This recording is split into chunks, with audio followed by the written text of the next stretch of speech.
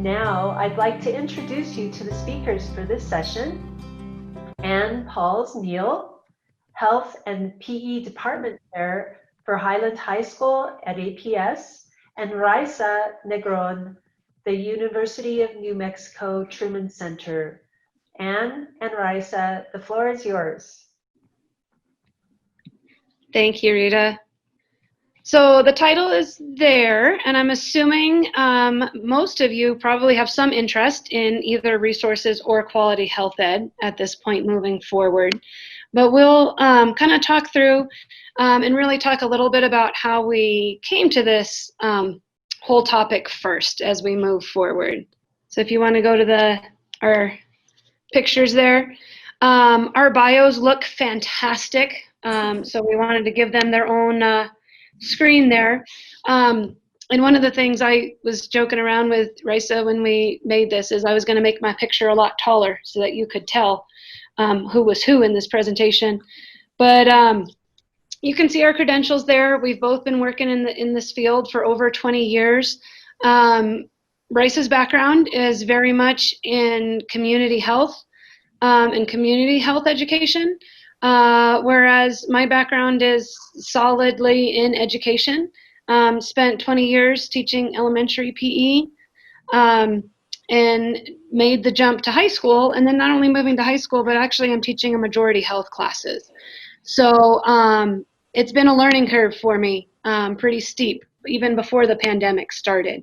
So I am so lucky that at Highland we have Raisa on campus working in HIV prevention. So just a quick disclaimer that the presenters today are not being funded or endorsed any particular business, product, or practices. The content, must be balanced with the knowledge that not all the things that we're going to talk about apply to everybody. That we are individuals, so you're going to have to sort of find your groove in making those things happen.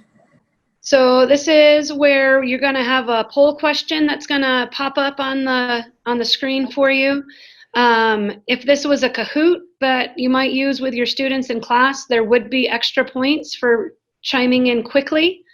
So go ahead and once the poll pops up, let us know your job description, who's here, what level, so we can try to anticipate some questions.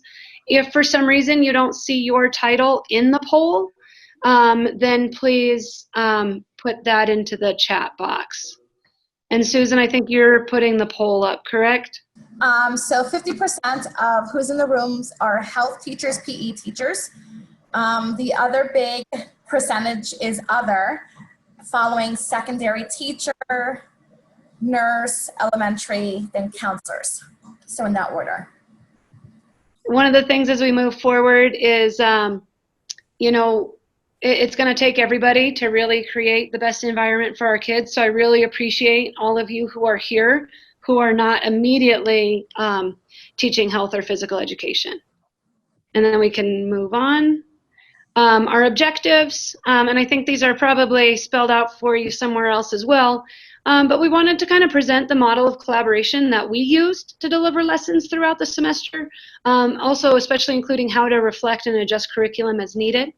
We also want to demonstrate how guest speakers and or outside resources can help you to meet national health education standards, and then demonstrate that by modeling mutual respect for other educators, students receive lessons in an inclusive, safe, and supportive environment.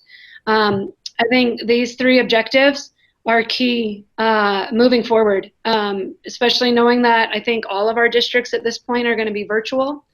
So knowing that that is also new, if you could please use the chat box to type just one word that sums up how you're feeling today. This is a point in time, just right now. So if you could type one word in the chat that sums up how you're feeling right now. And if you kind of scroll through your chat here, you're going to see like two really big, and Rice, I'm not sure while you're sharing your screen, we have lots of goods, excited, ready, but we have just as many anxious, curious, tired. For every encouraged, there's another exhausted. For every hopeful, there's an overwhelmed. Yeah. And so we really have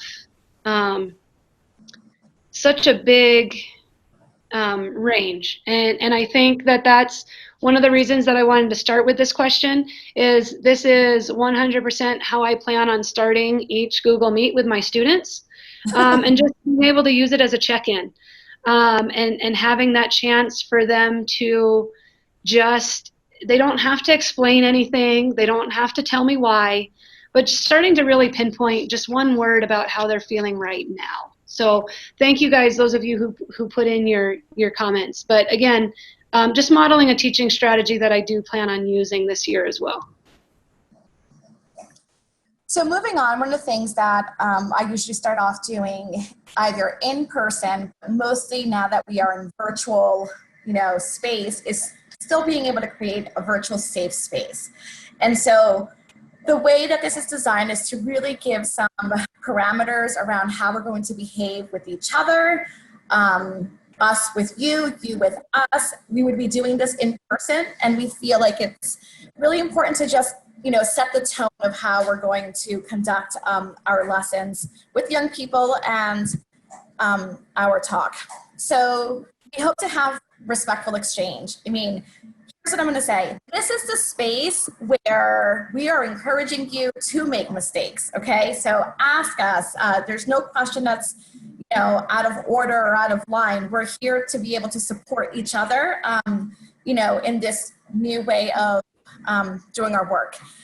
We're going to assume good intention. Oftentimes, especially with the young people that we work with, they share so many spaces.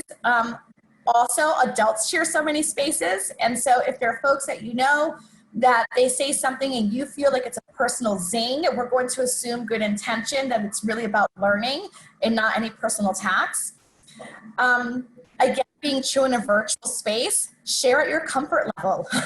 And so in saying that, you don't have to share all personal things or any particular experience, but share at the most that you're comfortable in with other people knowing this information, this question about you.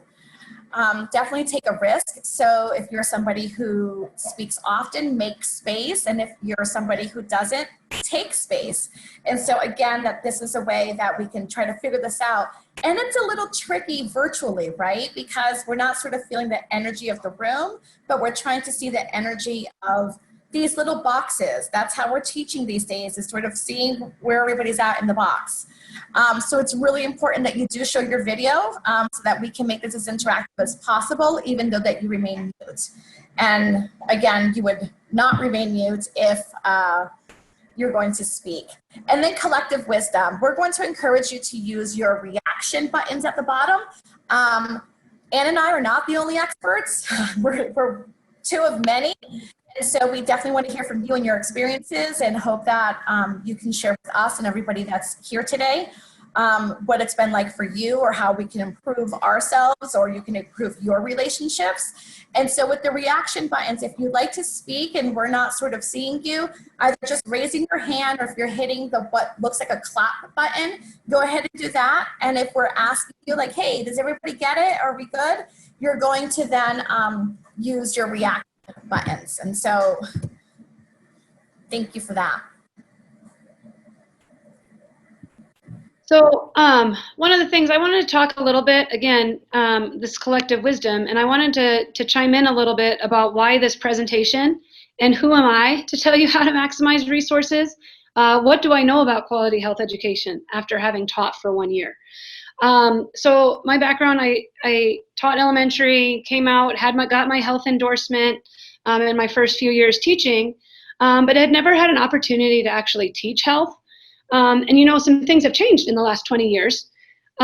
So the first thing I did is, as my position on Shape America's board of directors, I've met some great people. So one of the first things I did was I went to this book for skills-based health education, because I know both of the authors. That was a huge advantage. National Health Ed Standards, like that's a go-to. No, I needed that. And then the first conference I went to as a high school teacher was directly focused around physical education and health, with looking through the lens of social emotional learning. So that Castle piece came in for me. And at that conference, Melanie Lynch, who was one of the co-authors on this textbook, was presenting and giving out copies of her book. So that's how I ended up with the first resources that I have. But I also knew, and I think it's in the next slide, I knew I needed help. Like, I did not have all of the answers or all of the resources that I needed. So again, looking at places to find help. Here's what I already knew: conferences. I was lucky enough to receive one of the scholarships through the state and got to attend ASHA last year. And actually, I flipped the acronym. It's ASHA, so I apologize for that. But being involved with state and national SHAPE and AFERT events, I got to go and present in North Carolina and Alabama on a different topic. So it gave me a chance to kind of expand my horizons and get some good health topics and resources as well, using friends and colleagues, textbooks. I go to social media quite a bit for ideas. You can search by hashtag if you're not familiar with Twitter, and if you do hashtag health ed, it'll come up with all kinds of things. At Carmel Health is one of the people that I followed right away. And then again, Facebook groups and specific teachers, book clubs. This Slow Chat Health was full of resources for me. And so that was kind of where I started. And then when I got to my local resources, like this is, and Raisa laughed when she read this one, but like this is where I hit the jackpot, because I'm teaching at a school where I have a Raisa and I have somebody who is focused on HIV prevention and has a specialty in teaching all of the topics that are hard, and I don't have experience with teaching. And so, lo and behold, I also needed help. And so what that looked like is that it's really important when you have a community health educator, or that you have, you're going to begin to vet your community to see, you know, where are the convergences in being able to hit your topic area and talk about what's required for their program and what your health curriculum requires. And so for me specifically, you know, Ann and I talked about my program and my grant requirements. So basically what that means is all the things that I do when I come into the classroom, no matter what the topic is, has to relate somewhere back to HIV prevention. And so just being able to mention that I do testing, or just being able to mention that I'm in the community, you know, how it relates back as an example is enough for me to be able to sustain what I do as a health educator at the school and in health classrooms. What my target population is, and so, you know, for a lot of community programs, we run under federal grants or state grants, and so we have very specific requirements that we have to meet. Some folks sometimes have to take numbers of, you know, how many people are, how many participants are in a classroom, how many adults. I knew that was going to happen once. And so I got distracted with that dog bark. I'm sorry, folks. Work from home. And so that's also important. So Ann and I spoke about who's in her classroom. I at Highland also run the Genders and Sexualities Alliance. So my focus is LGBTQ health, and you know, that was important for me to be able to meet, even though we did not, oh my goodness. And so I wanted to increase the awareness of a topic, which is HIV, the access to services, and then what my outcomes are, which is just to get people to come to see me in the classroom. So looking at the standards that I work with is obviously we're working off of the eight national health ed standards, and we'll post some links on where you can find some of the free printables for those as we get through farther. But that was what I was basing everything off of, because not knowing what else. I also inherited a textbook that I think was like 2007, and didn't actually have access to those. So I was in an interesting setting this year. And, you know, again, when you look at health ed, this isn't like a static content. You know, history doesn't change, we just add to it. What we know about health ed has changed dramatically over the last decade. So I wanted to be current. I wanted to be teaching skills-based health. So that was what I knew. And then Raisa works with a different set of standards, and I'll let you talk about those ones. Yeah, and so this is something I would recommend to the folks who are in this training. The Guidelines for Comprehensive Sexuality Education is actually been devised from an organization called SIECUS. It's the Sexuality Information Council of the US.org, and we'll have those links for you. And so what they've done is they've got these guidelines from kindergarten through 12th grade, and they very closely parallel what the national education standards are, but this is really for sexuality, sexual health educators like myself. And so the way that this works is that they're broken down into, I believe, like 6 or 8 topic areas, and then broken down by age group and what they should be learning developmentally and where they should be by the time that they get to senior year in high school. So what's really helpful about this is that if you don't know where to start and you're sort of trying to figure out like, oh, I don't want to say anything that's above their level, you can always go down one, which is very close to what the health education standards are. It's like, what should they know? Start with what we know they should know. And I'll give you a really classic example. As I go into Anne's class, one of the things that I talk about is anatomy and reproductive systems. And so I actually use the same lesson that I use in puberty 5th grade class in the 9th grade health class. And, you know, as I'm doing this, we both realized really quickly that, you know, the information's not retained. And so as I'm talking about this using very proper language and pairing it sometimes with what the students know or what their slang terms are, we realized really quickly that when I say, you should have known this already, they're like, what do you mean? And I'm going, this is what I teach puberty. This is what you should have gotten. And so what's really telling about that is that it does show the discomfort that adults feel in teaching some of these topic areas. And so one of the things that Anne mentioned is, you know, there are some hard topics. And so we get into some situations where we're like, ooh, you know, am I giving too much? Am I talking about values? There's universal values that's talked about in this guidelines that are universal for everyone. And we encourage adults, right, to be the primary health sexuality educator for their child. And so as the adults who are teaching this, you know, we're just going to say, stick to the facts, you know, stick to the script, you know, don't worry about these other bigger pieces. This outlines both of those pieces together. And this is the go-to. And again, together, they're very useful. So as you are vetting your community partners who come in and talk about these topics, ask them if they're familiar with this, ask them if they are in the know, get yourself this. I think it's really helpful in moving forward. Anne, did you want to add anything? I don't think so. And again, it's just, they do dovetail together really well, and we'll talk a lot of those overlaps as we go. But I think Rice said, I remember what it was. You touched on a key point that they're actually K through 12 standards. So we always think about sex ed as being a unit or the puberty unit, but really this is something that all of our teachers should be teaching at some level and at some point.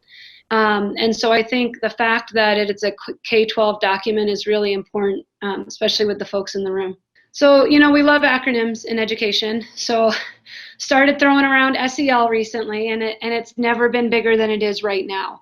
But it's really just looking at the student's social and emotional learning process. So many of these SEL competencies as defined by Castle really also, again, then align with the 8 health ed standards. So when we look at understand and manage emotions, set and achieve goals, feel and show empathy, maintain relationships, and make responsible decisions, that's a bulk of what we do. We spend a lot of our time in health ed talking about decision making. We talk about healthy relationships. We talk about mental and emotional health, goal setting. So all of these things come in, and I think the next slide, trying to remember how many I put in here. Yeah, before we go on to that, Yeah. what I want to add is that this is the part that's really, I think, the tricky part about teaching these subjects, because a lot of times we want to be parental, right? Because we know the harm, we know the consequences. But let's pause on that. And so if we can give as much information so that even if we don't necessarily agree with the young person's decision on what they might be asking for or what information they're seeking, that we're giving them the, you know, what is true, what is tried, and, you know, give them the support and lead them in the direction that they need to get that information in the most accurate and responsible way. All right, thanks guys for the pause. I'm borrowing a laptop after my technology fiasco today. So again, this we've touched on this. This is really the standards that we're looking at in skill-based health. Again, you'll see that it matches really a whole with that CASEL competencies. And again, it gets into all of our tough topics: our drug use and misuse, our decision making, consent, healthy relationships. So we need students to be able to analyze influences, how to access information. All of the kids immediately go to Google and they pick the first thing, but the first thing isn't always the right thing. Interpersonal communication is so huge with our students. A quick example there is we know that when kids are embarrassed, or sometimes when the first time Risa came in, they didn't really want to talk. One of the things I learned, if I can get them talking to each other first, then it was easier for them to still be able to talk and interact when Risa was in there. We need to talk decision making, goal setting, those go hand in hand, self-management, and then advocacy. And my kids, and again, Risa talks about not always putting a value, but I tend to parent my kids is I tell them they have to be their own best advocate, and then I can help them once they know. And here's this overlap that I talked about. And so when we look at our CASEL competencies on the left, and then how it aligns with some of our national health education standards on the right, and you can see how closely they're aligned, and not that it covers everything. Shape America will be coming out with a social emotional learning and health education overlap in September. I tried to talk them into letting me preview it with you all, but no dice. We have to wait till September. But it's one of those things, and if real quick, if there's any questions, I know there's going to be a lot of links going up in the chat box around SEL, and like I said, you'll have access to all of these to pull them and look at your leisure. There is so much information out there. It's hard to sometimes pull it all together, but just know that if you are looking at one thing, you are probably, if you're looking at advocacy, you're actually also touching on student self-awareness. And as we head back to school in August, I am really not planning on teaching a whole lot of straight content the first couple of weeks that we're virtual. But again, getting into emotional regulation, how are they feeling right now? What can we do to change that? Is all meeting standards. It's all meeting CASEL competencies. And so we will play around a little bit with some of the big concepts before we get into some of the nitty gritty. So one of the things that I found is, as a sexuality educator who's been doing this work for about 20 years, I actually am really surprised at how many teachers don't know their curriculum in the manner in which that I do. And so oftentimes when we're trying to figure out how can I meet my community needs and my program requirements, and the health teacher is also trying to get through these content topics, there's three areas that I tend to focus on, which is attitude, right? So what kinds of things do we want to change regarding their viewpoints? So like stigma, shaming, what's their knowledge base? So where am I coming in at to talk about a topic? So am I introducing that topic? Am I complementary to what's already been taught in the classroom? And then what skills do I want to increase in the young people that I speak to? So the conversations that, Ann and I started off with, and so I wanna, before I go into that, just let you know that at Highland, we had a previous health teacher that I worked with fairly closely, and we had really good collaboration, and unfortunately they passed away and Anna came into this position. And so as Anna came into this position at Highland, now we're restructuring how we're doing the work. And so even though I had a really good collaborative process with the previous person, I don't think I've ever had a more solid collaboration year than I have with Anne. And because we really took the time to talk about our curriculum, our core standards, and how this would be mutually benefiting for my program and then for her students and what she's teaching. So think about what are those mutual benefit areas and where is the overlap? What attitudes do you want to influence or change? Those are good questions that you want to be able to ask. And then I challenge you that it's not necessarily your personal viewpoint, but just what should they know? What should they have access to? Because this is the tricky part. As a sexuality educator, I'm not going to do parenting. I'm going to do consulting. So, I'm going to say, hey, here's what I know that's accessible to you in your community. Here's who I know that can help you in this area. Here's some other organizations that are sliding-based scale or, no cost to you. So we really want to be able to increase the students' skill set. So not just their home community at school, because we also have a school-based health center that takes care of a lot of student needs. But there's only 3 of all high schools in Albuquerque specifically, where we're at in New Mexico, that have that ability. So we really have to know, again, this community well. And again, why is this topic or the content important now or in their future? There's a lot of time that I go in and I have, other teachers will say, oh, well, they're just in 9th grade. I'm going, uh-huh. And so, we don't know. And the other piece about that is that the community that Anne and I actually teach at is the most diverse. It's actually very poverty stricken. It's the languages, our refugee population. I mean, it's so culturally, ethnically rich. And so really knowing these topics, but not just that, how do we deliver them in a way that is culturally, having some cultural humility, I guess is the point that I want to say, like taking into consideration their country of origin, how they may have been taught, what we think, the values or systems are, and we really seek that information from the students, and so even if you may not think it's important in 9th grade, if it's the one thing they take away into 10th grade, that they can help their friends, even if it's not themselves, we think it's really critical. So again, where is the convergence in these pieces? Anne, did you have anything to add? No, I think you really touched on it, and a couple of things just to chime in, I really made a move away from trying to teach the kids a bunch of facts and information, but really helping them to know where to find facts and information.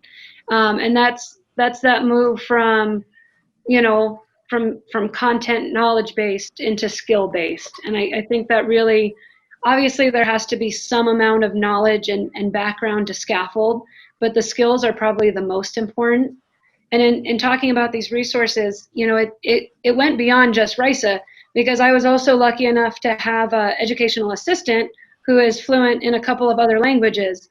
So I had an adult in my second period who was able to come in and do some translating into Swahili and into some different languages, and being aware of some of the more culturally relevant pieces. So it goes beyond just one resource. It's being able to access all of your resources. I would even add that part of that is, some of the things that we talk about in one language doesn't have a translation equivalent. So, they ask us sometimes, like, what is the word picture? So what are the words that we can use that create the same meaning? Thankfully, I have also a medical interpreter background, so I'm familiar with how to do that, but it's also really helpful in being able to have the time to talk with that education specialist and say, and it's not just Anne that I present my lessons to, it's also that person who I'm like, this is what I'm doing, take a moment to look at it, I'm here, ask me questions. And so again, it's maximizing everyone that's in the room. I want to quickly just let you know that there's a comment in the chat saying teaching students how to evaluate the internet resources is most important, one of the participants. So that looks like it's something that is important to provide more information on. It absolutely is. And I think I added a couple of resources in a slide down the road. It's actually such an important topic that we pulled it out of health ed this next year, and all of our 9th graders are going to get that topic through their advisory, whether they have health first semester or second, and trying to move some of those topics that are that our teens and young people need to know, as media literacy and their social media footprint and internet sources is really becoming a bigger key, especially as we're doing more and more virtually. So it's a very good point. I would actually add to that a few things. Find ways of where you think it would best live in your content area. So one of the places that I talk about media, social media, you know, and the dangers of, you know, just the cyber world in general, you know, is when I'm talking about consent. I mean, you know, so what do you consent to when you're, you know, interacting with another person? I talk about it in healthy relationships. The relationship you have with media is a relationship, even if it's one way, or how other people use your information, your images, etc., with others. So we actually are very intentional about adding these social media and critical thinking skills. And we also add the legal aspect to it. And so we think it's also important to, and we're going to get there in a couple other slides, you know, what your laws are in your state, because it can also help guide your conversation. Right, and so there's another comment in the chat that this participant teaches it in all their science classes as well, to fight misinformation. Yeah, one of the things that I add at the end of almost all of my presentations with young people is this GIF, this meme that says, "Don't ask Google, ask me," for that very same reason. And so, you know, it's about that critical thinking piece, right? So who is this message intended for? Who is benefiting from this? You know, just being able to ask those two very basic questions when you're looking at something, you're trying to evaluate it, maybe just enough to get somebody going, oh, who is this for? Is this meant for me? Or, you know, like, how do I feel about that? What is this image? Does it accurately represent people that I know? Does it represent who I am? And so we do spend, again, quite a great deal and being really intentional about adding that to our conversation pieces.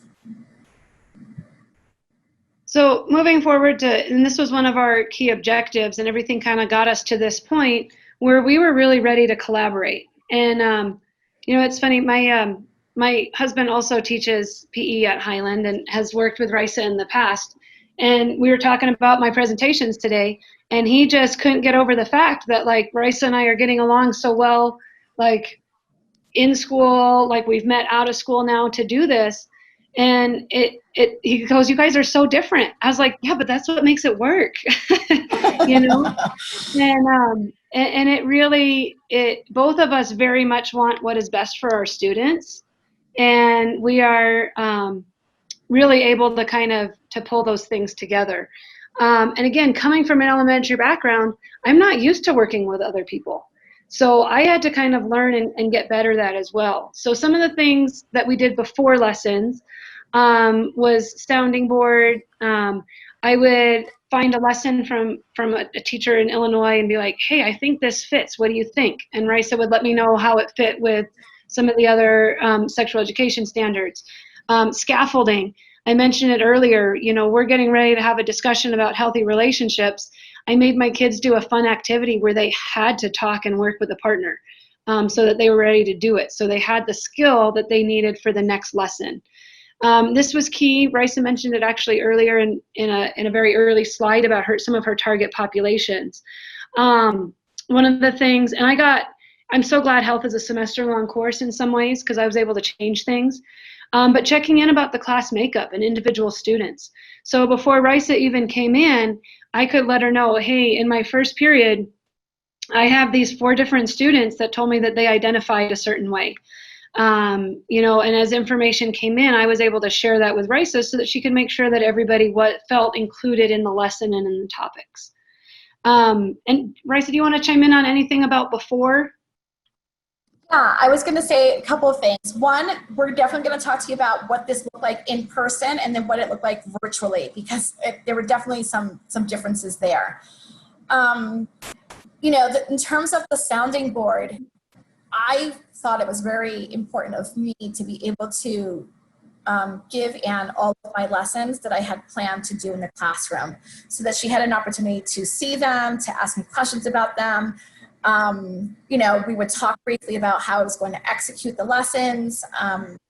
you know, and just being able to have that conversation, like, oh, look out for this kid, or look out, you know, for that, or etc. I mean, I always use inclusive language. I think it was really helpful, I think, to Anne, for me to model what that looked like, as I talk about some of the particular lessons like anatomy, consent, etc.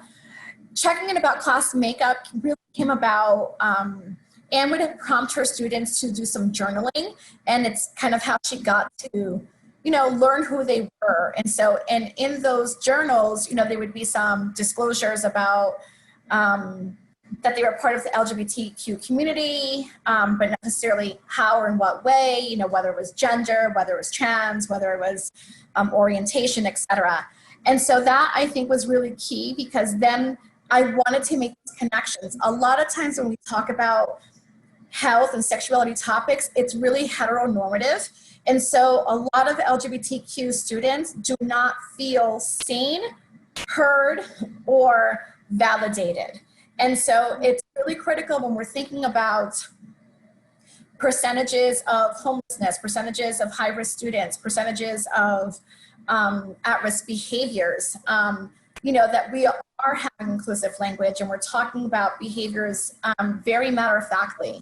And so when Anne was showing me some of her lessons, I would be able to give her that feedback, like, oh, maybe a phrase would help like this. And so a lot of those pieces really just, you know, were very organic to us, and really help us, you know, create the partnership that we have now and the way that we both work with our young people. And then during the lessons, I think it's really easy for teachers to be like, oh, thank God it's a guest speaker. I can just sit here a minute. But I think it's really important to remember that you're still collaborating during the lesson, and to stay actively involved. A lot of the times I would take some notes. So if there were things that Rice said, would write them down, I'd write them down. My kids got points for their notebooks, so I wanted to make sure I had them, things like that. Writing down questions as kids ask them. And I put this one in bold because I think this was probably the best benefit for me, is that while Risa, or I also had the Crossroads counselor come in, we were working on some other things.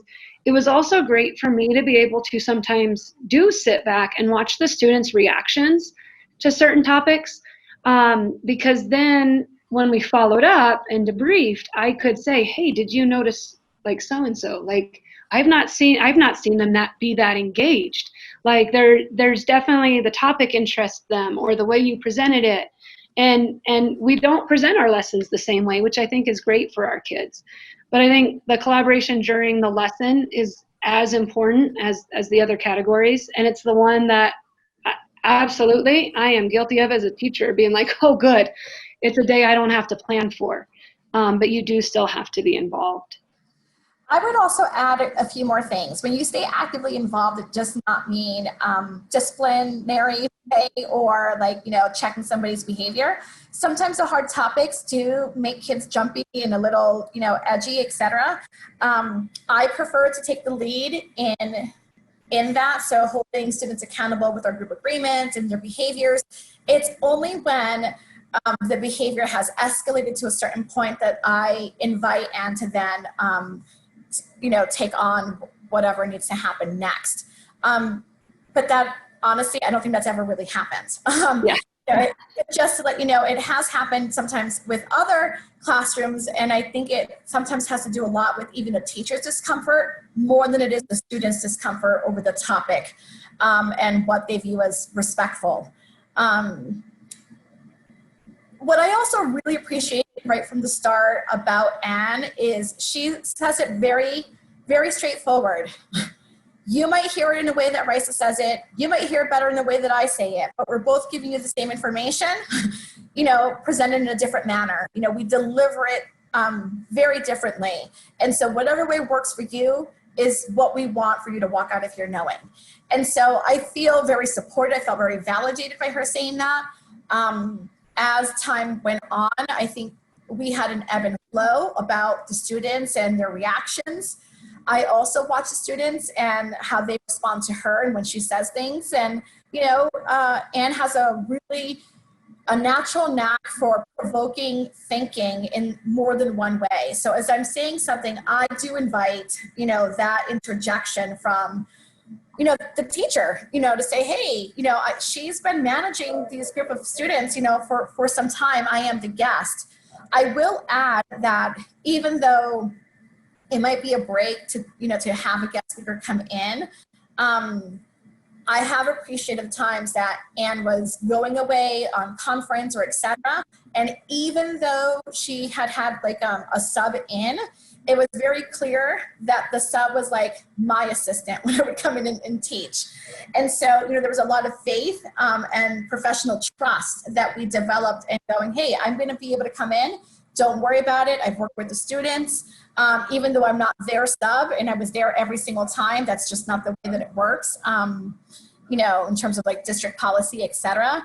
But it was very helpful. And even those subs, have then left Anne messages or, have told me explicitly like, wow, I'd never really been able to participate in anything like this. So that's also been helpful in that regard. Absolutely. And then after lessons, and this was making that time, and it worked out perfect in my schedule where planning and PLC times were. So we did have time, usually right after the lesson, to debrief. Sometimes we'd have to schedule it because of different schedules and craziness going on. And then making plans to be able to follow up. And then being able to talk about individual students and their reactions. And it was funny, one of the things that Risa would ask after every lesson was, well, what did you think of the lesson? And I was like, never been asked that question before, And so I think it was really, it was good. I did some things that Risa had presented to her and vice versa. And I think it really allowed us the opportunity to kind of practice collaboration, which I was probably not my best thing, just because it's not something I've had to do most of the time. And with some of the different hats I wear, I'm the one that people come to as the resource. So it was really refreshing for me to go to Risa as the resource, but yet she still valued my opinion as well. And it was important to me to know if I was, again, did I introduce this topic or content area in the way that you had wanted me to? Was it complementary to what you've already shared?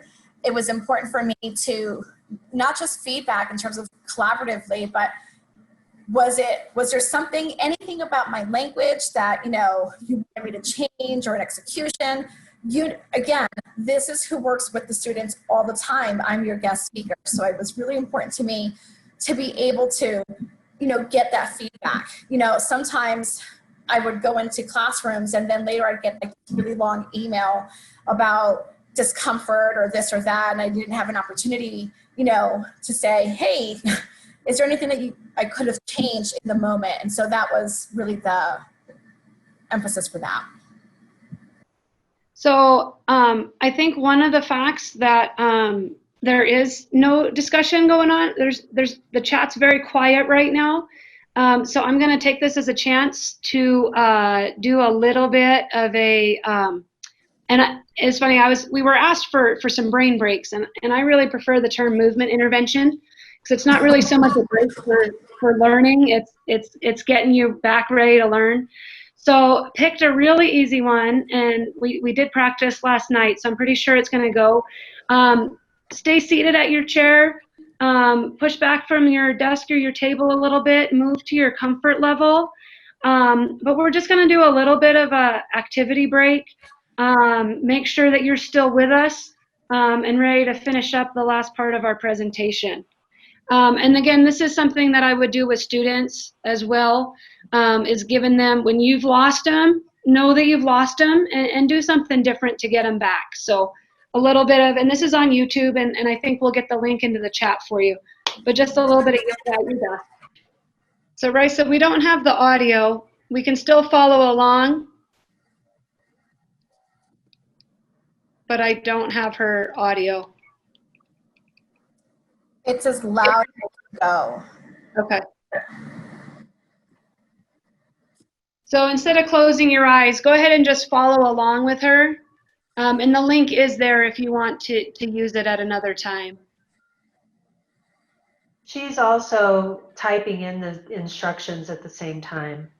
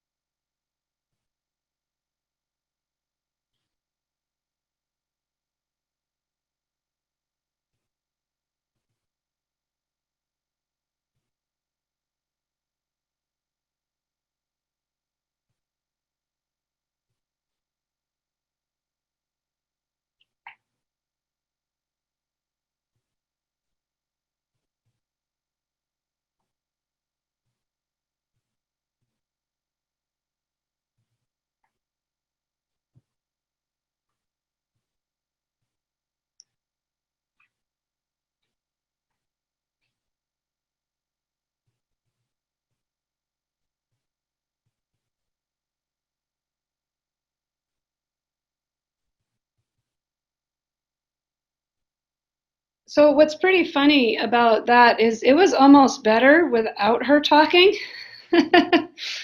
um, I hope the rest of you all benefited from that. I certainly needed it after stress of tech this morning and being into the second session.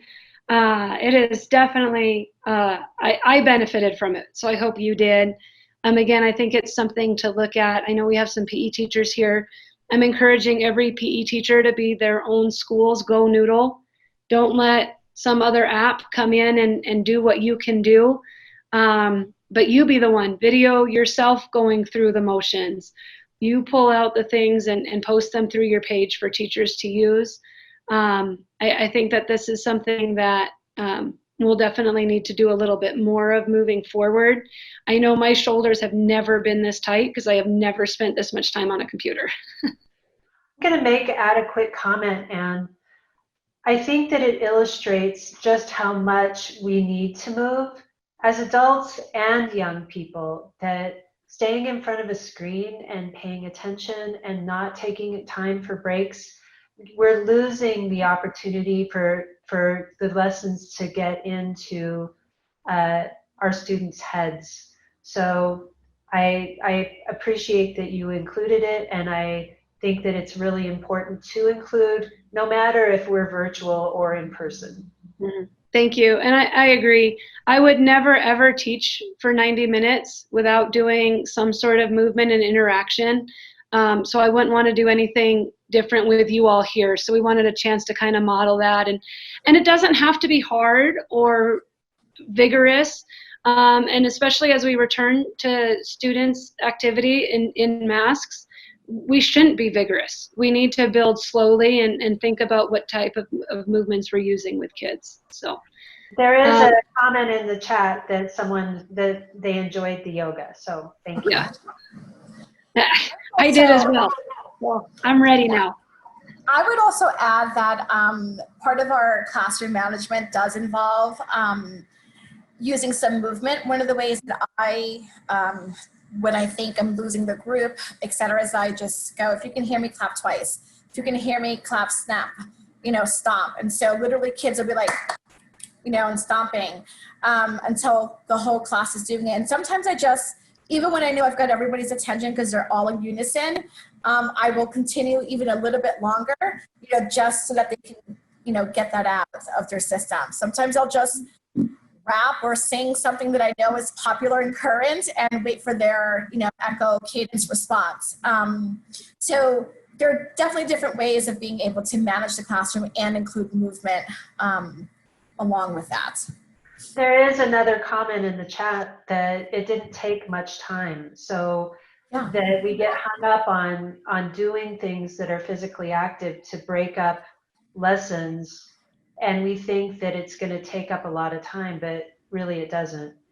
Yeah, and in the long run, it actually saves us time for instruction because we don't have to repeat as much later, which is why I've really coined it as a movement intervention, just like we would look at RTI for anything else. We really need to look at movement as an intervention that our kids need right now. Right, there's another comment and in the chat that, a big emphasis on the little things really seem to go a long way with our kids, especially in the current climate. So remembering those things, small things, can go a long way. And that's for Yep. kids all ages. It is, absolutely. Well stated, but making sure that we get through the rest, we're going to move from some of those little things and move into some of our big topics with this next slide.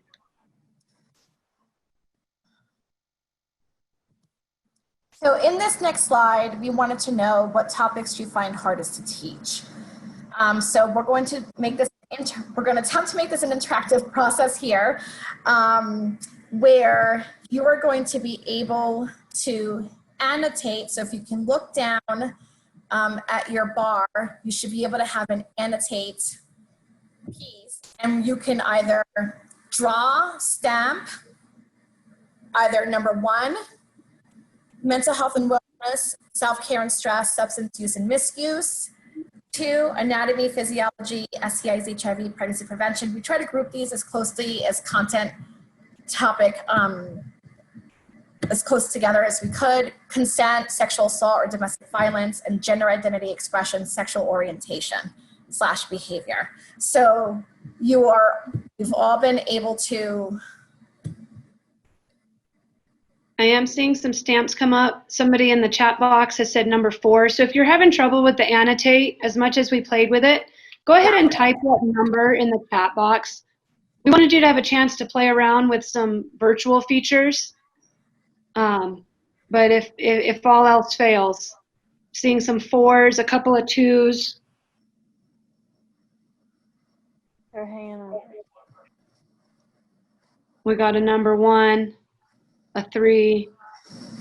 Good draw. So we're getting number 1. Yeah. And definitely in the chat box, we've had more 4s than anything. Okay. But some 2s and a couple of 1s or 3s. Well, someone's getting fancy with that star. That was impressive. Because you said it was mostly 4s. We got another attempt there. I love it. Okay. Yep. Somebody circled number 1. Wow, that's awesome. 2, good. So it sounds like most of these are challenging. I like how people are starting to get the hang of it. Do you see the fan? All the art? Yeah. And there is a question in the chat about how do you do that? And I haven't been able to see that annotate button as that co-host yet. So I don't know if you want to tell them one more time about where to find it on their bar. So you should have it on your lower bar where you have your mic, your video participants. It should be in that lower bar. You might have to click more and then scroll down where it says annotate. Some people may also see a view options drop down. And there's an annotate option there that will pop up another bar as well. Can you just repeat that, Susan, one more time for folks? View options? Yeah, so on my screen, there's a view options drop down. When you click on that, you'll see zoom ratio, request remote control, annotate, things like that. And so if you click on the annotate, then all the little different options for stamping, texting, drawing will all pop up. So thank you. And then some people said on the phone, a pencil pops up, and then that's what you use. And again, like we wanted to try to model and give a chance, knowing that we're going to be virtual.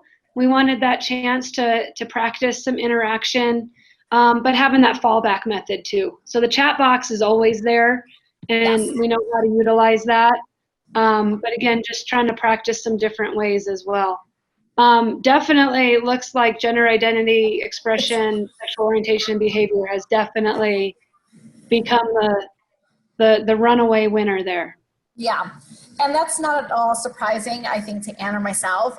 This is definitely the area where I think a lot of adults struggle with language, having gender inclusive language, being able to talk and be inclusive regarding all these other pieces that we've highlighted, and making sure that we encompass all the students' gender identity, expressions, orientation, behavior. We could on just that. Yeah, and we could stay here all day, but looking at time, we do probably need to keep moving. But one little thing, I don't know if you noticed, but both Risa and myself, when we set up our Zoom box, we have our name and our pronouns.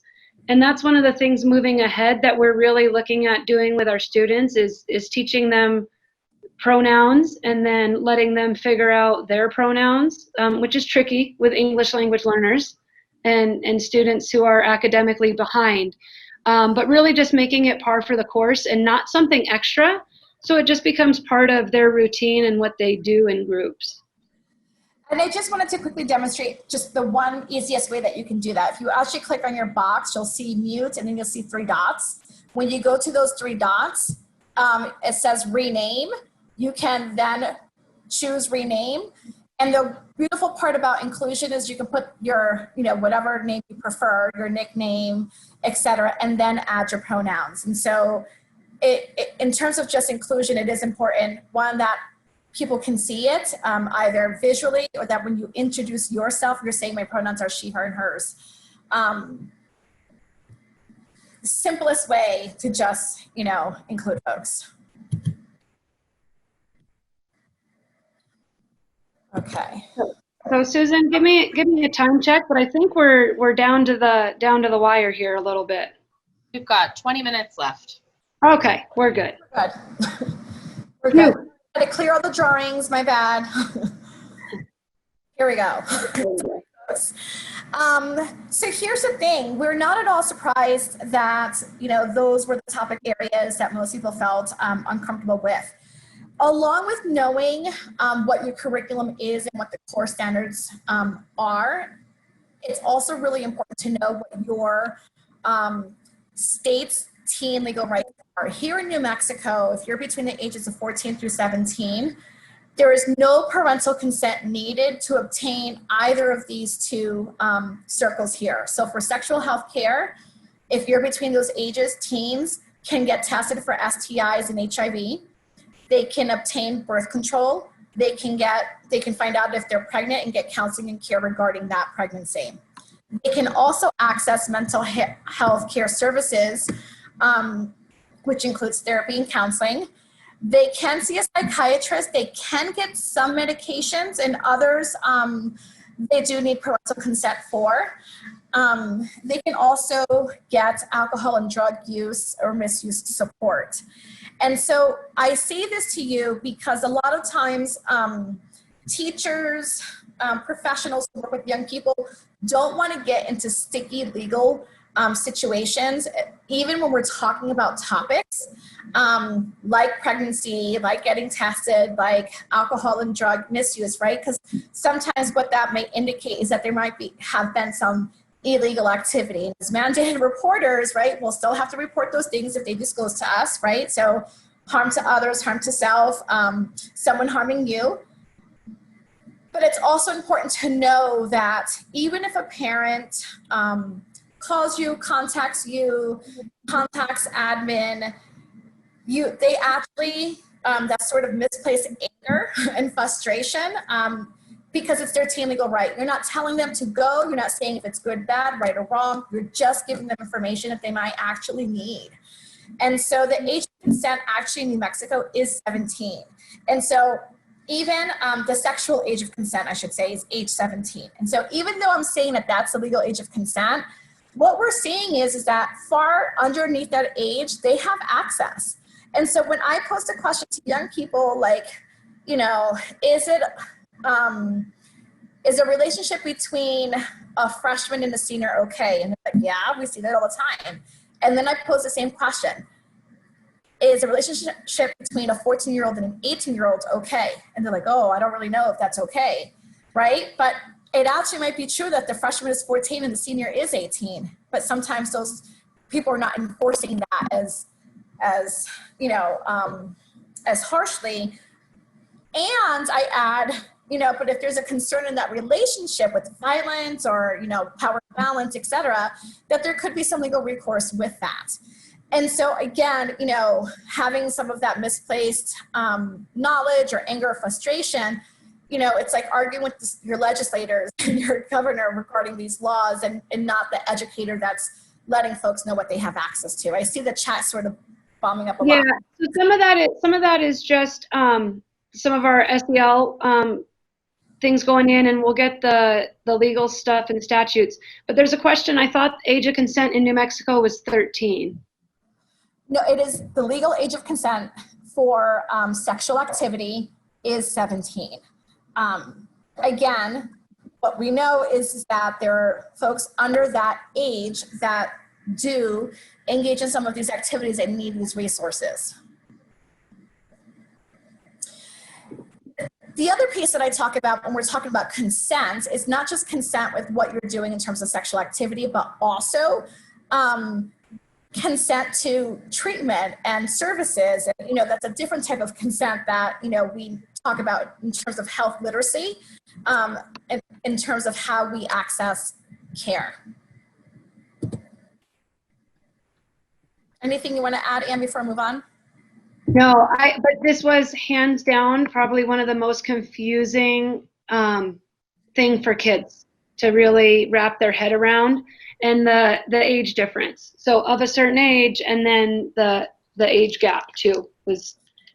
And then you pulled up the map. I remember that one map you showed. Well, what if you go to Arizona for the summer? Because that's where your family is. And getting kids to really know where to access that information to make sure that what they're doing is not gonna, even if it's a decision that they're okay with, that it's not gonna get them in trouble. And so I wanted to put this up here for you all as well, because I wanted you to know that, you know, like you're protected. So not only is all of this in your health standards in terms of your Common Core, because this is included. Talking about these services, talking about these topics are in your Common Core and National Health Standards, but they're also legally, you know, it releases you from, you know, saying that you did one of these things. You're just saying, hey, all I can tell you is these are the laws in the state of New Mexico, you know, and as a community person, you know, this is what I use in terms of like, this is what you have access to, and here's where you can obtain these services. I also want you to know that it's not in the absence of encouraging young people to speak to an adult that they trust and hoping that it's their caregiver and parent. So that is always put forth. And it's also a young person's decision to make. There's a comment in the chat. I'd like to let my high school know that if they're having, my high school students, I guess, know that if they're having sex with an 18-year-old, that individual could get charged with rape. Can you speak to that a little bit? Because 18-year-old. Yeah, again, I think it depends on what state you're in and what the laws are. I absolutely do say that that is a very real possibility if you're choosing to be sexual with somebody that is outside of your age range, that, you know, you don't have the age of consent. Absolutely. I want to be very clear that I do not use fear-based tactics or ed. I don't do that. And I'm not suggesting that others do. I'm just saying that when we present young people with all that information, including, hey, if you're 18, you are an adult, just like I say, if you are accepting pictures from somebody who's nude or semi-nude or sexting, you know, that you could also be charged with child pornography. And if you're sharing that with others, it's also, distributing child pornography because that person is under the age of 18. So all of that, right, you might be going, wow, that's kind of heavy.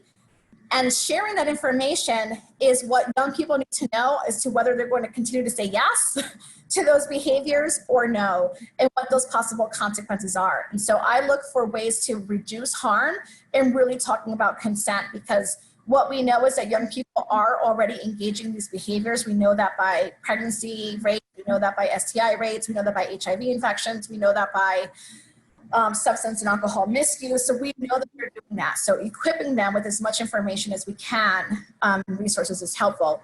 It does not negate that there might be, again, a legal consequence to that behavior.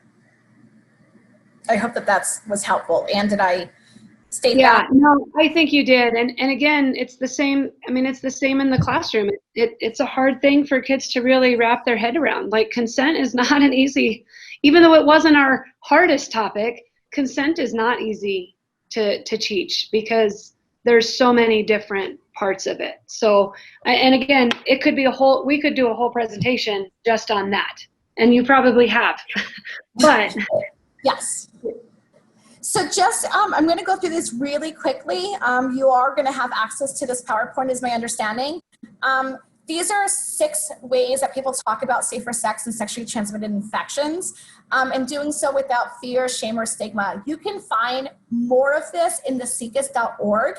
And the reason that I wanted to put this on here is because, for twofold. One, that you can apply these same principles to any hard topic.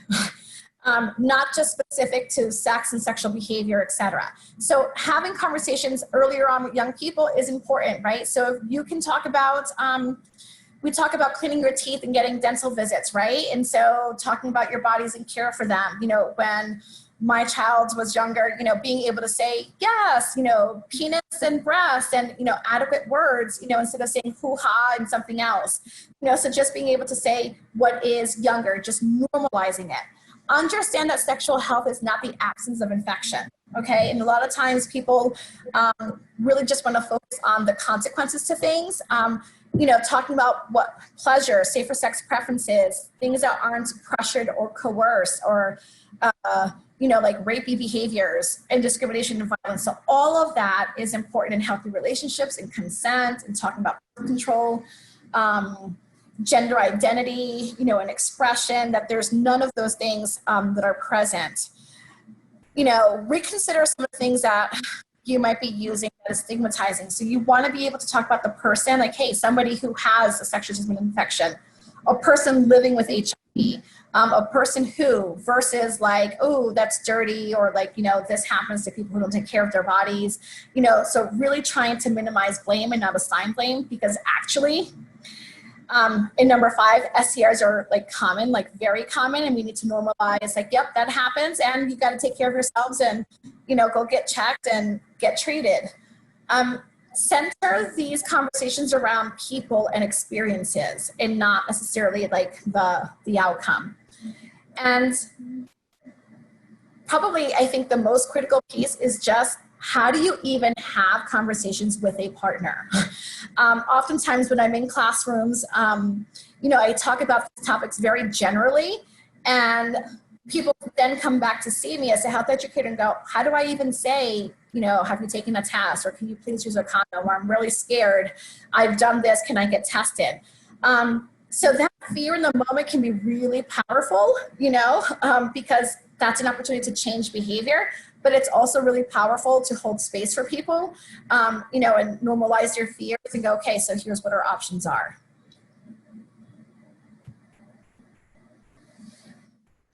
So we've touched on how I don't really care if they get the information from me or if they hear it better from Risa, as long as they're getting the information. But we wanted to talk a little bit about that switch between in class and then the virtual learning that we had to do. And I think you guys, and we modeled this the same way that we can also work in the classroom, and really a lot of the way we did our Google Meets with going back and forth. And my point with the kids all the way through was, like, health and PE are the 2 most important subjects in school. It's the only 2 subjects that you use every day for the rest of your life. At the same time, I don't really care if they memorize all of the facts for my test. Do they have the skills that they need moving forward? So it's actually a poster from a friend of mine. A student did it as a final project. So he has it as a poster in his classroom. But in health, it's not about getting an A in class. It's about getting an A in life. And one of the things I did at the end of our virtual learning was that I did a survey about what did you like, what didn't like, too many meetings, not enough meetings. I saved all of our virtual meetings for guest speakers, either Crossroads counselor about substance and addiction and misuse. If in this pandemic you are still needing help, where can you go? And then Risa did a couple, because we had already had them scheduled, around healthy relationship. There was a variety. You covered a lot this time. And so this was a quote that came off of that survey, and it's from a student that we immediately knew who it was. But during this 6 weeks, through our sex and disease talks that we had with Ms. Risa, helped me really see and find out my sexuality, to start to figure out what I want. And I really appreciate that more than the 2 of you will ever know. And that, like, it was just such a powerful moment to have that come up on a survey, because we spent a lot of time wondering if we were doing the kids a disservice. Were we getting them the right information? How do you cover these topics through virtual learning?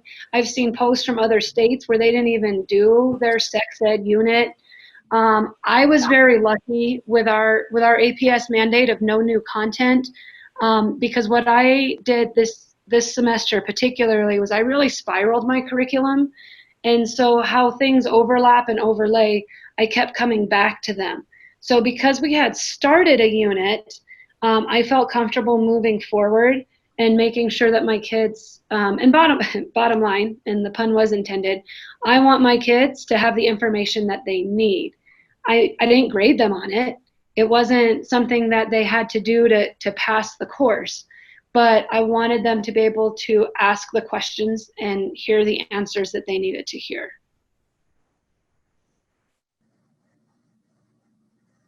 Just quickly in the chat, there is a bunch of resources that have been shared, and make sure. And those will actually come up on our next couple of slides as well. We just wanted them there so that people could copy and paste them. Yeah. So some of the strategies that we use in person, is we got to hear different voices. We're able to have experts. We're not just teaching. Anne wasn't just teaching like on her own, having to figure out all of these topics. And what we felt we needed to change were the sequence of the lessons. And so we really sat down with the curriculum after the first semester and go, you know what? It makes the way that it's presented in terms of the curriculum is you're supposed to teach nutrition first, and then this second, and then this third. And just like Anne said, we totally ripped that up and said, what do kids want to know about? What is most important? What can they have access to in terms of facts? And let's teach the other pieces. And so online, again, kids who needed answers could still get them. They were actually able to ask better questions.